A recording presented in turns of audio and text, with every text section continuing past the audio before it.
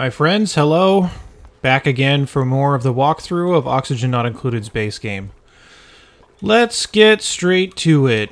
We just set up our section for steel, maybe like a cycle or two ago. It hasn't been too long. Our duplicants are bored and they need something to do, so let's get down into this oil biome now.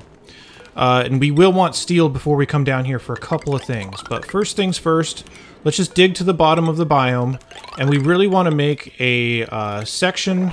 By the way, do not dig into this abyssalite. We'll talk about that later. But we're just going to want to make a section for all the oil. Get the oil to pile up. Anyway, we're just going to want to get a place for all the oil to pool up. And that's where we're going to be putting a pump down there. But the pump will probably need to be made out of steel. You can get away with gold amalgam, but eventually it will heat up in here quite a bit. So I just prefer to do it out of steel, just so there's no problems later. Yeah, and then what you can do with any of the excess oil that you might have found or cracked through, it should all eventually drain down to one spot. Once it's drained down to that one spot, I'm just going to put a liquid pump down there that's made out of steel. Like, let me check.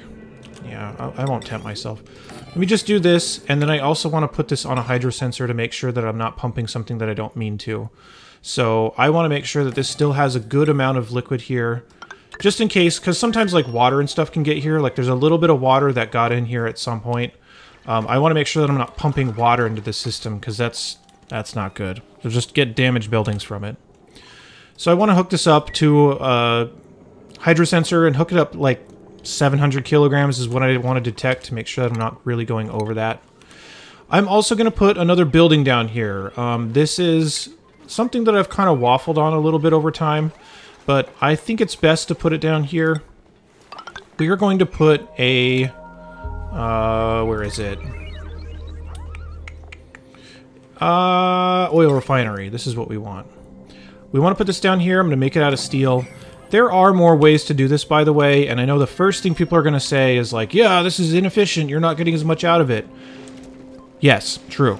But the thing that I really want to stress with this is going to be the first time most people are going to be doing this, and this is the easiest way to do it. So this will still be totally fine, totally viable to run the game this way. If you want to do something else, like if you want to boil your oil with this magma and turn it into petroleum that way, you can. It'll just take a lot longer. There's a lot more ways to mess that up. This is just the safer and easier way for right now. I always feel like I have to make that caveat because lots of people in this community are super into boiling things and turning it into something else, which is really cool, but I feel like it's one of the harder things for newer players to grasp and probably not something they should be focusing on. Might as well just get them to the point where they can understand everything and then continue on, so yeah, anyway. I don't know if anybody actually cares, but that's kind of what I feel about that. So with this oil refinery, I'm just hooking up to heavy watt wire. When we pump oil out of the bottom of this, I'm just going to have it go straight into the oil refiner because I don't really need it anywhere else besides that. Then I'm going to create a bunch of spots here that can be with a bunch of different types of platforms on here, I guess. But I'm just going to make them out of mesh tiles. And I'm going to put a handful of liquid reservoirs here. This is also going to be kind of hot, so I'm going to use steel here also. And I'm going to have the contents that come out of this refinery go straight into these tanks. This is just a reserve to hold any excess petroleum that gets produced. The oil that gets pumped from down at the bottom here, I don't really need to protect that with anything. It doesn't matter if it's already hot. Come up here straight into the refinery. Then a duplicant will come down here and work on this refinery whenever it needs to be done. I'm also going to hook up the refinery to automation. And the reason I want to do that is I only really want this to be running if we actually need more petroleum and in a large amount. I don't want a duplicant to have to come down here and do this if they're only going to make like a couple of cups of petroleum. I want to be down here if we are basically down an entire tank so they can stay down here for a while.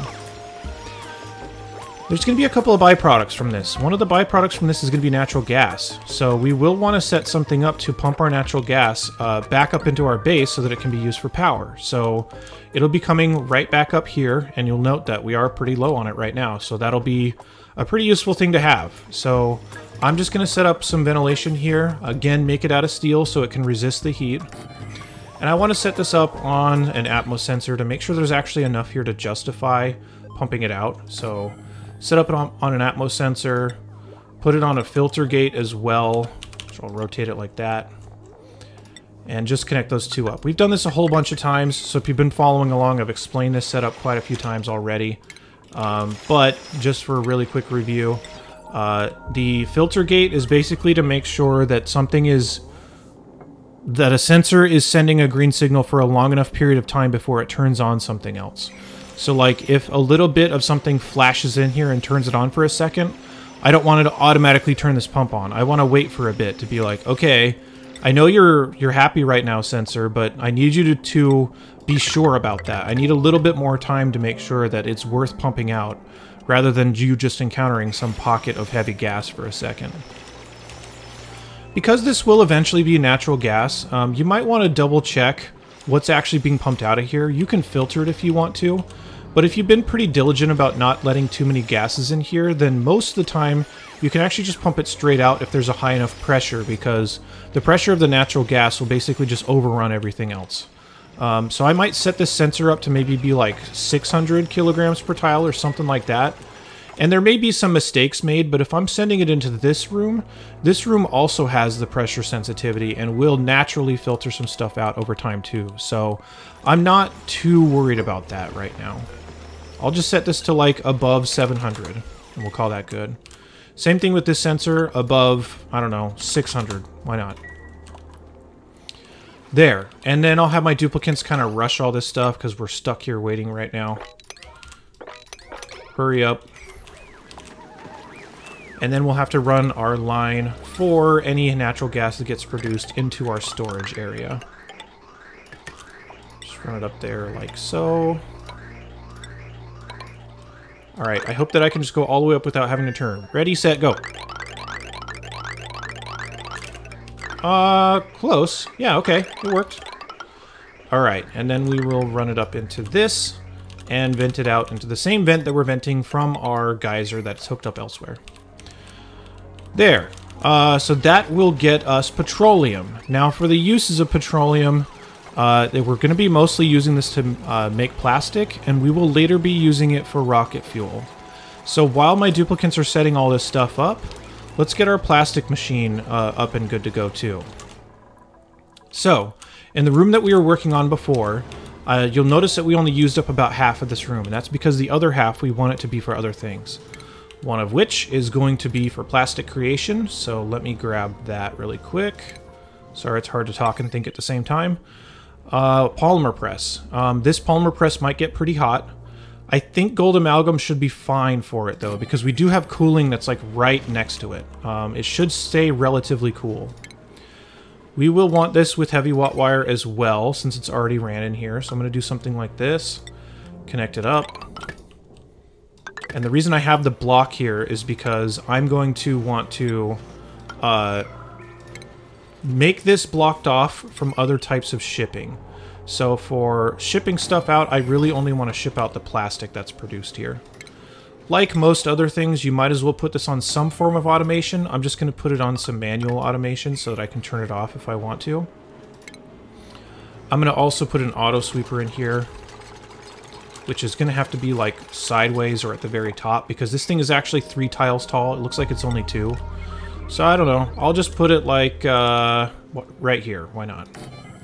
And then our conveyor loader. I'm going to put the conveyor loader like this, and we might need more metal for this now that I'm looking at this again, because we're kind of low, and I might not hook this up entirely before we get this all running, because I'm going to need more metal before we can do this. Or maybe we can just mine this out really fast. Let me see how much we get from this, but you'll see why. Give me 1 second while the game loads. There we go. Mine all this stuff out when they get a chance. See how much we get from that. Alright, down here, we do need power for this. I must have forgotten that. And yeah, heavy watt wire again. I don't want to have to run it down this far for just that. We are really running low on metal. Alright, whatever. We'll just do it. There. Okay, so let's do this. I'll edit on another part to this video since we're basically just waiting for everything to happen. I do want everything to be refined and be creating plastic by the end of this, so let me take a quick break. I'm going to go out on some mining runs to mine out a bunch more metal that I can use for this, and then we'll be good to go after that, so I'll be right back. Okay, we went on our mining mission. Let's start to spin that gold. So what I want to do with this extra metal is when I create plastic, and especially when I create glass, I'm going to need to cool that quite a bit. So I'm going to want to run it down into this cooling area so that it cools down to a temperature that is suitable for the rest of my base. The plastic isn't nearly as much of a customer of this concept as the glass is, because the glass gets really hot. The plastic is still warm, and I still will want to cool it down, but it's nowhere near as big of a problem as the glass. There we go. This looks like a mess, and it kind of is. I just wanted to use up every space that I can. And I guess we'll just have it go down and join with this. I think that's a... Yeah, okay. That is an out. Cool. So now we're going to get that set up. We also need a couple of things for this polymer press. And also this is going to sidetrack us a little bit because we now have the oil refinery spinning. We are getting petroleum out of this. It's going into the tanks. We'll want the tanks to run up to our plastic machine. But we also will need this for power because we're starting to ask for a lot more of our power grid. Whoops. We're asking for a lot more of our power grid, which means we need another power source. So I'm just going to send this up in igneous rock pipes. Eventually I will want this to be ceramic. So by the way, this is a good time to start your ceramic. So I'm just going to do this, make it forever off that one kiln. And it'll just keep going as long as it has clay and coal to work with. So going to make a lot of ceramic, and that's going to be our best material to not exchange temperatures. But for now, we'll just make it out of igneous rock, and I'll go back and replace it with ceramic later. Whoops, I don't want to draw through that. I also didn't want the game to load. Okay, so once we got this going further up here, let me see how far away we are from our power. We're pretty close. So here, I'm probably going to split this off into two directions. One is going to be for our petroleum generators. So I'm going to hook them up like this. I hooked it in the wrong place the first time. There we go.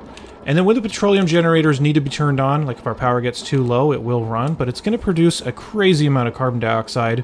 When we first created this, we did not fully hook up all of our pumps to get this out of here. So let's hook them up now. I'm going to hook this up to an Atmos sensor where if it is above, say, like 2,500 kilograms, I'll start to pump everything out. And it's going to need to be on its own line because this will produce so much carbon dioxide until we can get on a different power source. So this needs to run out. We did kind of create this pipe in advance. This needs to go out into space also on its own dedicated line. So I'm going to run that out. We're drawing a lot of things to space here, but this is why digging to the top and the bottom is so important for this phase of the game. Uh-oh. What is going on here? Why are we doing so much weird stuff? Whatever, we'll fix this later. And then I need this to... I don't want to have to do this, but whatever. This is... yeah. This just happens. Alright, and then a gas vent out here.